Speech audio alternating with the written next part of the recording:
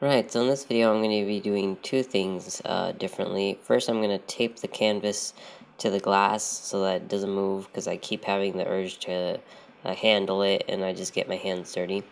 And the other thing I want to try is I stiffened my brushes with a little bit of acrylic medium so that I can do sharp edges.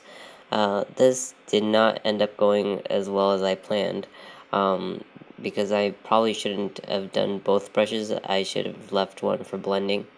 And halfway through, I went back and not this brush. I left this one stiff, but the white one that I used later, I went back and removed the acrylic. You can remove it with just dipping it in alcohol, and then I scrubbed it clean with some soap, and I could blend better. But you could do sharp corners, but another problem I found is that the paint sort of gathers at the edge, and that was kind of annoying. I was also gonna try like a cut up spoon I had, but I ended up not doing that. I'll try that next time. And this painting overall did not really come out as I expected. I didn't really like it. And especially this rock right here, I got that a bit wrong, the position, and it's way too high, and the composition seems a bit off to me. And it was also very hard to separate the rock from the background. I ended up mostly doing it through texture, but it was very hard to separate the values because you see the picture and the rocks very clearly stand out, but that mostly had to do more with the color and the texture and everything put together, and it's kind of hard to simplify that into black and white. And like always, those little dots of white I add tend to blend instead of stand out, so that kind of makes it a bit harder. And this rock, especially the one I'm painting right now, the mountains behind it were almost the same value, so I had to change them a bit slightly so that it did stand out more, and later I texture it quite a lot. So at this point I didn't like the painting at all, but now right there, that's when I changed the brush, so I cleaned off the acrylic and it's soft again.